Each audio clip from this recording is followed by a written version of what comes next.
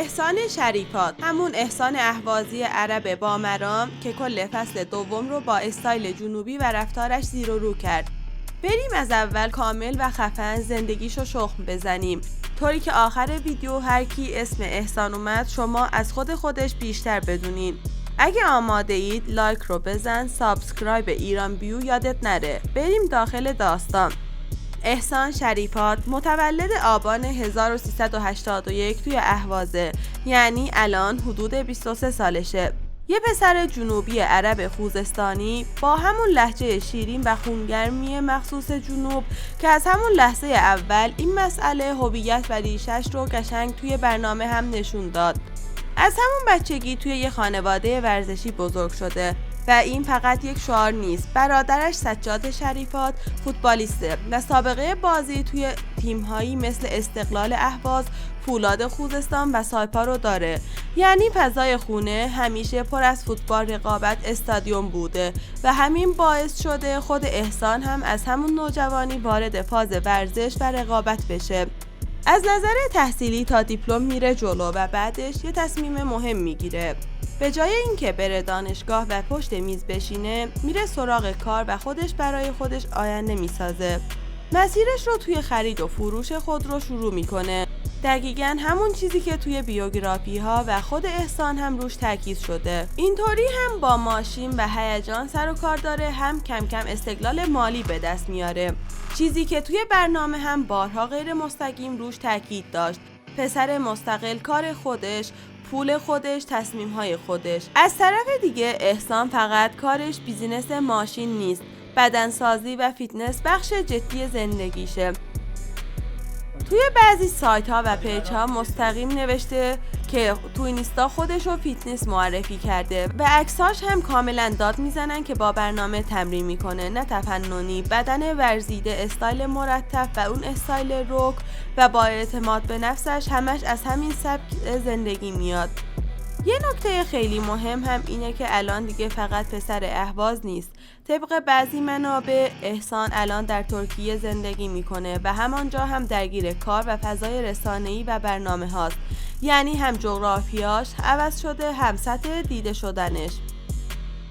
حالا بریم سراغ اون چیزی که همه باهاش احسان رو شناختن. احسان توی فصل دوم به عنوان یکی از شرکت کننده های پسر وارد ویلا میشه و نکته باحال اینه که طبق بعضی بیوها دومین نفر از پسرهاست که پا میذاره توی ویلا. همون اول کار هم خیلی سریع با بقیه، مخصوصا مهیار، خیلی رفیق میشه و این اجتماعی بودنش کاملا توی چند قسمت اول خودشون نشون میده.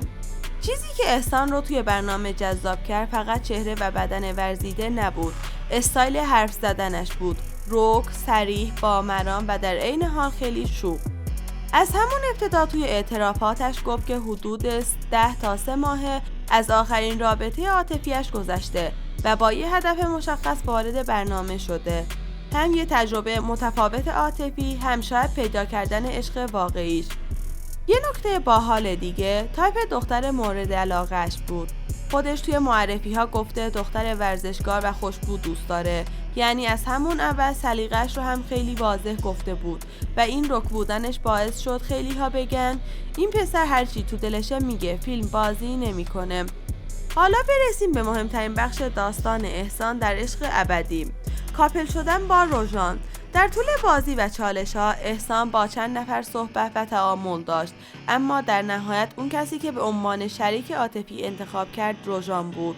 روژان متولد 3 فروردین 1384 و حدود 20 سالشه. سنش از احسان کمتره و همین اختلاف سن و تفاوت استایلشون خودش سوخت خوبی برای بحث و حاشیه توی فضای مجازی شد. کاپل احسان و روژان خیلی سریع یکی از پرسر و صداترین زوجهای فصل دوم شد. از یک طرف کلی طرفدار عاشق این زوج بودن که استوری و فن پیج براشون میزدن. از اون طرف هم کلی انتقاد، تحلیل، حاشیه و بحث که آیا این رابطه واقعی است یا تحت تاثیر فضای برنامه و رقابت. خود سایت های بیوگرافی هم به این اشاره کردن که این دوتا پر از حاشیه ترین و در عین حال کاپل های فصل دوم بودن. احسان توی برنامه تلاش میکرد نشون بده که براش صداقت، همراهی و استقلال از طرف مقابل خیلی مهمه، نه فقط قیافه و جذابیت ظاهری. برای همین توی دیالوگ‌هاش زیاد روی این سه تا مورد تاکید میکرد، مخصوصا وقتی با روژان یا بقیه در مورد معیارها صحبت میکرد. از اون طرف شوخی کردنها، رقصها، انرژی بالا و بعضی واکنش‌های احساسیش باعث شد توی خیلی از کلیپ‌های وایرال اسم احسان بالا بیاد. کافیه یه سر به یوتیوب یا اینستا بزنین، کلی کلیپ از رقص، خنده و شوخی‌هاش می‌بینین که جدا از نتیجه خود برنامه برند شخصی احسان رو ساختن. اما قصه احسان فقط به خود عشق ابدی خلاصه نشد. بعد از دیده شدنش توی برنامه عملاً وارد فاز اینفلوئنسری بودن شد.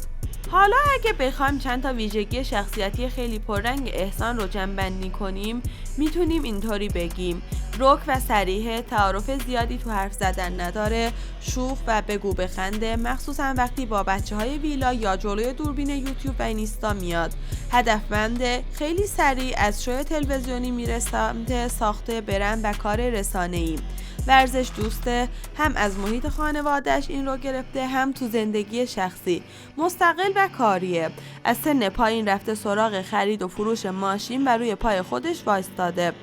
و البته یه پسر جنوبی عرب با هویت کاملا مشخص که همین هویت رو توی استایل، حرف‌ها و حتی روابط عاطفی‌اش حمل میکنه.